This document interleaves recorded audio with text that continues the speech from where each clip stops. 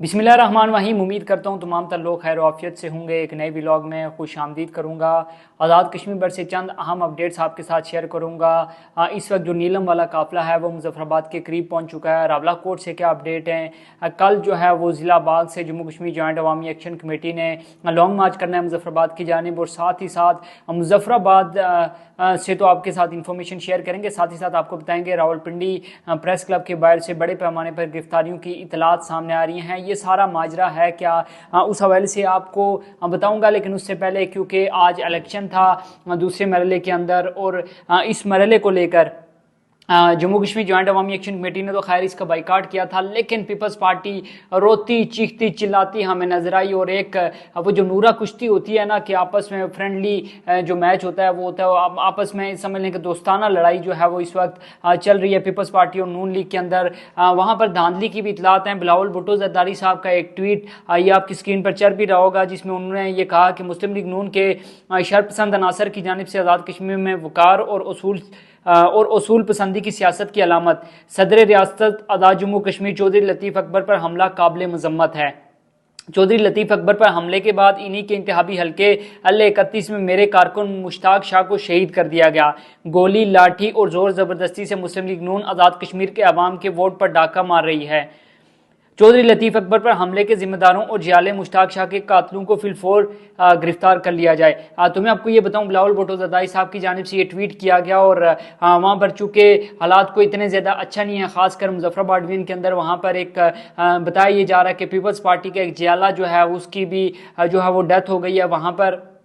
साथ ही साथ चूंकि पीपल्स पार्टी ने चीफ इलेक्शन कमिश्नर को जो है वो ख़त भी लिखा था, जिसमें उन्होंने ये दरख्वास्त की थी कि जो धांधली हो रही है इसको रोका जाए। उसके जवाब में जो नून लीग है उसने आज़ाद कश्मीर इलेक्शन कमीशन को जो है वो ख़त लिखा है, जिसमें उसने ये बताया कि मुस्लिम लीग नून ने जो पीपल्स पार्टी के तमाम तर इल्ज़ामात है उसको न सिर्फ मुस्तरद किया है बल्कि शिकायत को बेबुनियाद भी करार दिया है। साथ ही साथ जो नून लीग ने ख़त लिखा है उसमें ये वाज़े तौर पर लिखा है कि अल-31 पीपल्स पार्टी की जो शिकायत है वो बेबुनियाद है। नून लीग के जो मौक़िफ़ है वो ये है कि जो अल-31 में पोलिंग है वो मजमूई तौर पर पुरअमन, शफाफ और मुनज़्ज़म रही। पीपल्स पार्टी के इंसाफ, मुनसिफाना इंतखाबी अमल को मुतनाज़ा बनाने की कोशिश है। हर शिकायत का फैसला सिर्फ शवाहिद और कानूनी तकाज़ों के मुताबिक किया जाए।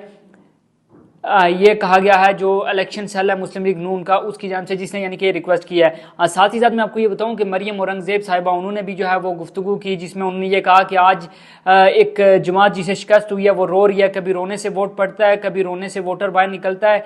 धमकियाँ देने और इल्ज़ामात लगाने से वोट नहीं पड़ता। यानी कि मरियम औरंगज़ेब साहिबा जो है वो पीपल्स पार्टी को मुखातब करके कह रही हैं कि भाई रोने धोने से वोट नहीं पड़ता। और ये नूरा कुश्ती कहाँ पर हो रही है? वफाक के अंदर ही ये दोनों इत्तेहादी जमातें हैं, पंजाब के अंदर ये इत्तेहादी जमातें हैं, पूरे मुल्क के अंदर ये दोनों जमातें इत्तेहाद में है। लेकिन आज़ाद कश्मीर के अंदर चूंकि इलेक्शन हो रहे हैं तो वहाँ पर ये जो नूरा किश्ती है या जो आवाम को दिखाने के लिए जो दोनों जमातें आपस में कर रही हैं, ये मेरे ख्याल में आवाम को बनाने की, बेवकूफ़ बनाने की एक कोशिश है।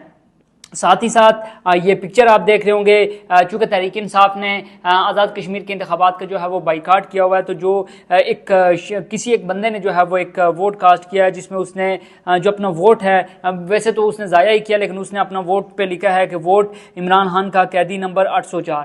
तो ये जो शख्स है उसकी जानिब से ये वोट अपना ज़ाया तो किया गया है, लेकिन उसने अपनी मोहब्बत का इजहार किया है जो इमरान खान साहब हैं उनके साथ। अब साथ ही साथ मैं आपको ये भी बताऊँ कि जो आज़ाद कश्मीर की ओवरऑल सूरत हाल है, सबसे पहले तो पिंडी प्रेस क्लब के बाहर से वो तमाम तर लोग जिन्होंने आज एहतिजाज की कॉल दी थी, यानी कि स्टूडेंट्स ने एहतिजाज की कॉल दी थी, उनमें से बेशतर लोगों को गिरफ्तार करने के हवाले से इतलात सामने आ रही हैं। साथ ही साथ सोशल मीडिया पर यह भी मैंने पोस्टें देखी हैं कि यह कहा जा रहा है कि आप इस एरिया का प्रेस क्लब का रुख ना करें, क्योंकि वहाँ पर शनाख्ती कार्ड चेक करते साथ ही जो है वो गिरफ्तार कर लिया जाता है।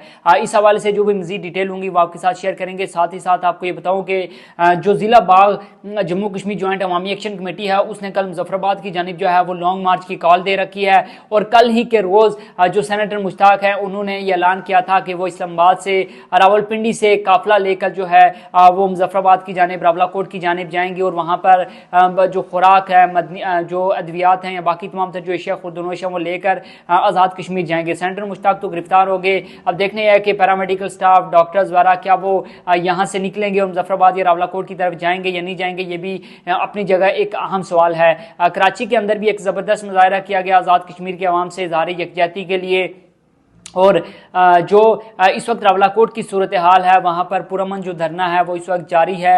आज के रोज़ किसी किस्म के जो शेलिंग के हवाले से या किसी किस्म के तसादम के हवाले से जो है वो कोई खबर सामने नहीं आई। साथ ही साथ जो मुजफ्फराबाद डिवीजन है वहाँ पर हालात काफ़ी ज़्यादा कुशीदा हैं। जो नीलम वाला काफिला है वो बताया जा रहा है कि मुजफ्फराबाद की हदूद में पहुँच चुका है और अब से कुछ देर के बाद या फिर आप जब ये वीडियो मुलाहिजा कर रहे हो तो शायद उस वक्त तक ये नीलम का काफिला मुजफ्फराबाद डिवीजन के अंदर जो है रियासती दारुल हुकूमत मुजफ्फराबाद के अंदर जो है वो पहुंच चुका हो। ऑलरेडी मुजफ्फराबाद के मुख्तलिफ मकामात पर जम्मू कश्मीर जॉइंट अवामी एक्शन कमेटी मुजफ्फराबाद डिवीजन ने जो है वो मुख्तलिफ धरने दिए हुए हैं। तब ये देखना यह है कि ये क्या बातचीत कोई किसी किस्म की होगी या फिर ये जो धरने हैं, ये एहतजाज, जो ये लॉन्ग मार्च, ये जो है वो जारी रहेगा।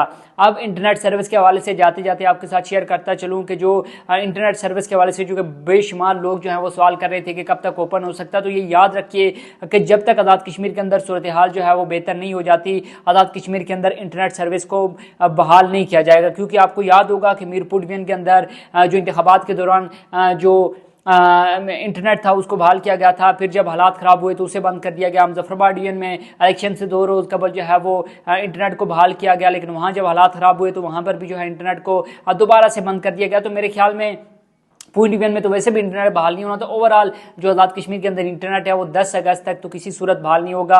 उस सूरत में बहाल हो सकता है कि इस दौरान अगर किसी किस्म के मुज़ाकरात हो जाते हैं और मुज़ाकरात कामयाब भी हो जाते हैं तो अदरवाइज 10 अगस्त तक कोई चांसेस नहीं है कि आज़ाद कश्मीर के अंदर इंटरनेट सर्विस को बहाल करवा लिया जाए। अब ये दूसरा मरहला था, अभी चूँकि नताइज आना शुरू हो गए हैं। तीसरा मरहला है पूंछ डिवीजन के इलेक्शन करवाना। अब देखना यह है कि अगर आज के जो महाजिन की 12 नशिस्तें और 9 दूसरी मुजफ्फराबाद डिवीजन की नशिस्तें हैं, अगर इसमें नून लीग अक्सरियत हासिल कर लेती है तो उनके लिए राह हमवार हो जाएगी कि वो आज़ाद कश्मीर के अंदर बासानी अपनी हुकूमत बना लें। फिर पूंछ डिवीजन के जो इंतखाबात हैं उनको करवाने की फिल वक्त जो है वो ज़रूरत मेरे नहीं ख्याल कि उनको पेश आएगी चीफ इलेक्शन कमिश्नर को या इलेक्शन कमीशन को, तो फिर नून लीग बासानी जो है आज़ाद कश्मीर के अंदर अपनी हुकूमत बना सकती है। लेकिन देखना यह है कि क्या जो इलेक्शन कमीशन और चीफ इलेक्शन कमिश्नर है को क्या वो पूंछ डिवीजन के अंदर भी जो है, क्योंकि वहाँ पर 11 नशिस्तें हैं, वहाँ पर भी इंतखाबात करवाने में कामयाब हो जाती है या नहीं होती।